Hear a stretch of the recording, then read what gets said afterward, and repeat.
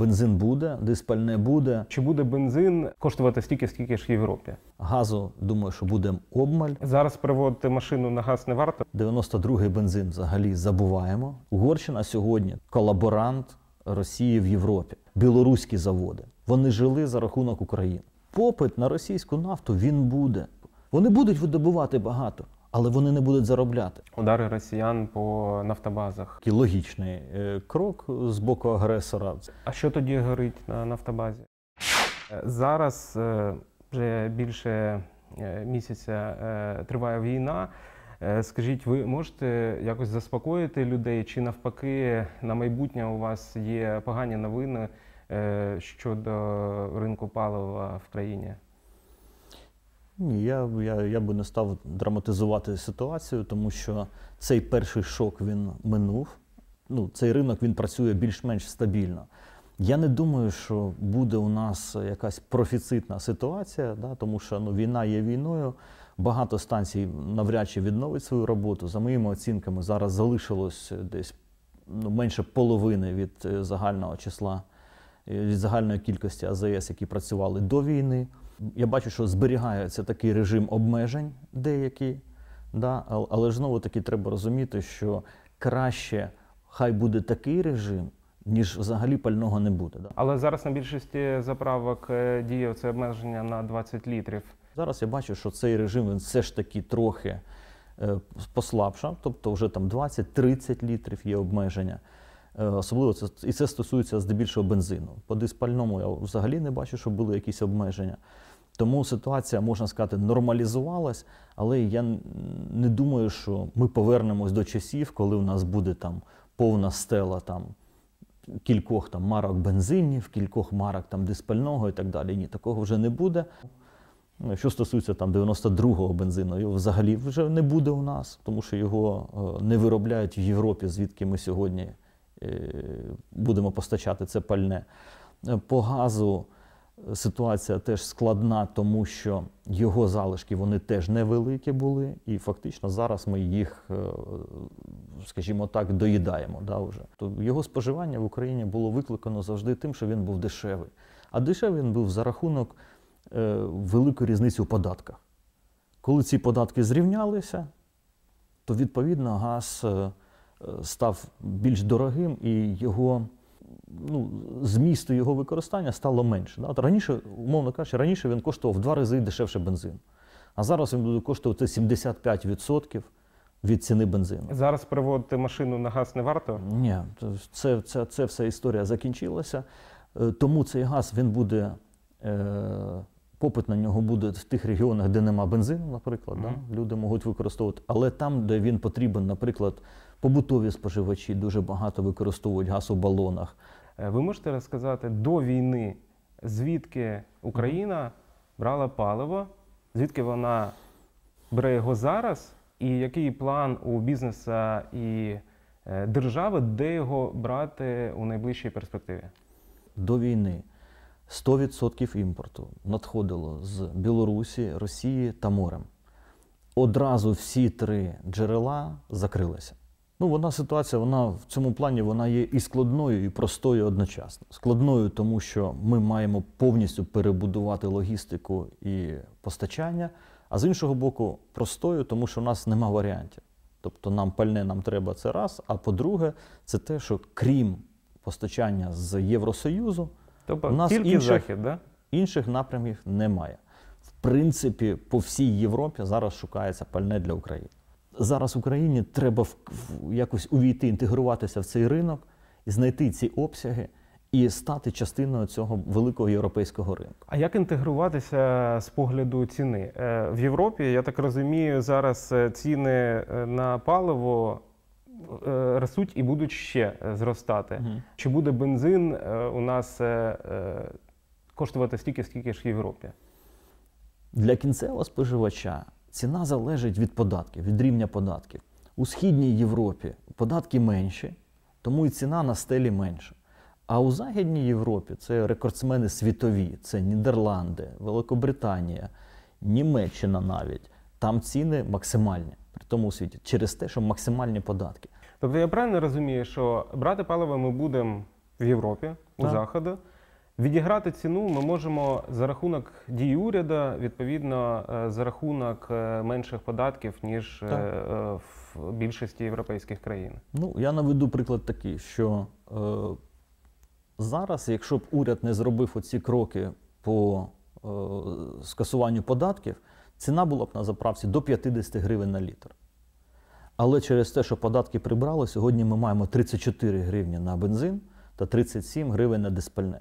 Ось як це вимірюється. Я розумію, що дуже складно прогнозувати зараз в будь-якій перспективі, але які ціни будуть наступного місяця на основні марки палива? Мені здається, те, що я бачу по березню, що все ж таки ринок зараз має стабілізуватися, нехай на досить високих рівнях, да? Тому що ринок потребує більше зараз альтернативної нафти, не російської. Її швидко на ринок не поставлять ті країни, які можуть. Це Іран, це Саудівська Аравія, це Венесуела, тобто потрібен час. Але ринок має стабілізуватися, тим більше, що потроху і світ, і Європа, і Україна адаптуються к новим реаліям, і, відповідно, не буде вже оцих сюрпризів. Да. Давайте поговоримо про глобальний ринок і російську нафту. Наскільки я розумію, одна з головних цілей і завдань зараз України у тому, щоб західні країни наклали ембарго на російську нафту. Принаймні ми до цього закликаємо. Як це потім може вплинути на той самий європейський ринок і український ринок палива? Це навіть не питання України для Європи. Це питання безпеки Європи енергетичної. Подивіться, що з Угорщина. Да? Угорщина сьогодні – це фактично колаборант Росії в Європі. Чому? Вони цього вже не скривають навіть. У нас, Орбан каже, у нас більше 60% російської нафти. Питання, а як ти це допустив, що в тебе 60%? Жодна країна Європи не має такої залежності. Хоча європейські директиви, вони чітко вже давно визначають, що не може бути в країні Європи більше 30% з одного джерела. Як змусити європейців відмовитись від російської нафти? Ну, вже зроблено дуже багато. Навіть те, що заявляє Німеччина, це такий основний там отримувач російських енергоресурсів, це навіть собі було складно уявити. Тобто дуже важливо, щоб ми оцей маховик, да, оцей механізм запустили. Це не буде швидко, тому що дійсно ця система постачання, вона формувалася десятиріччями. Зараз її в один момент не можна перебудувати, да? Але те, що вони кажуть, що від нафти російської відмовляться вже цього року, а там від газу там трошки більше, це вже буде колосальним проривом. Тобто це вже головне, щоб вони не змогли це відмотати потім обратно, да? Щоб вони не думали, що зараз ми тут пересидимо, а потім знову почнемо.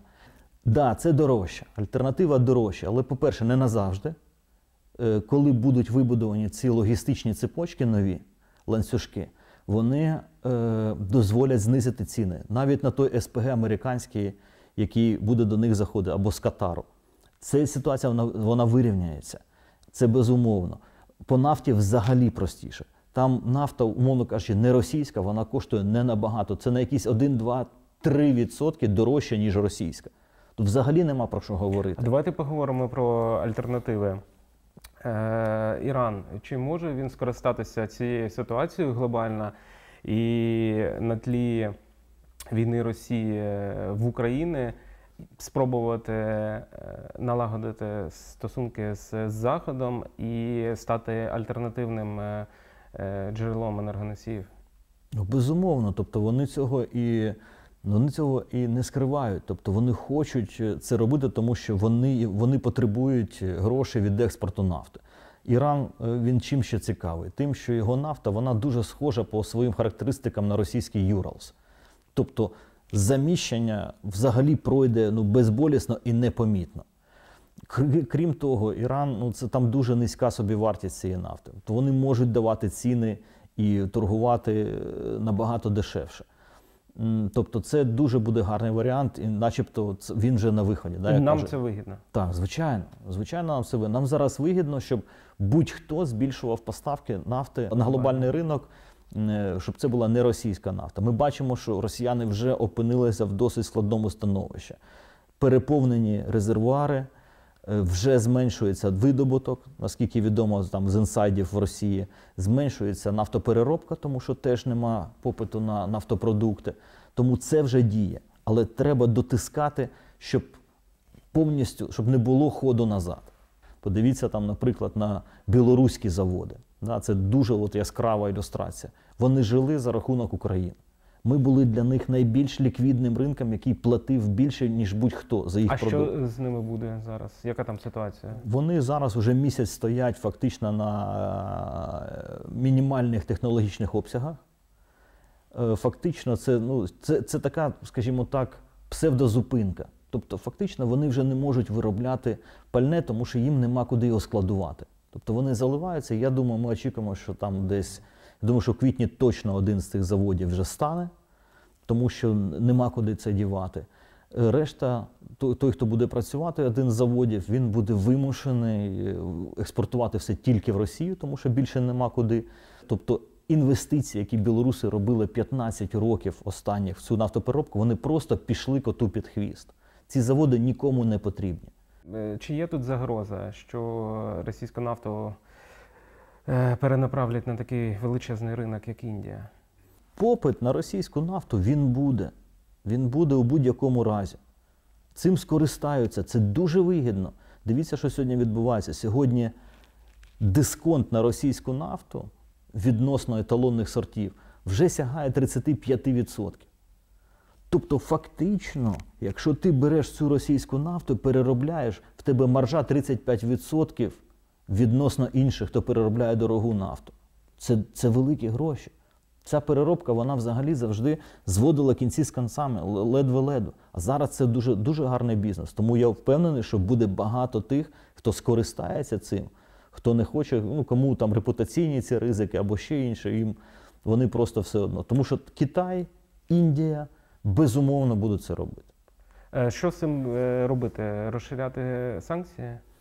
З цим робити тільки те, що наповнювати ринок нафтою альтернативною, не російською. Це буде призводити, що загальна ціна на нафту буде падати.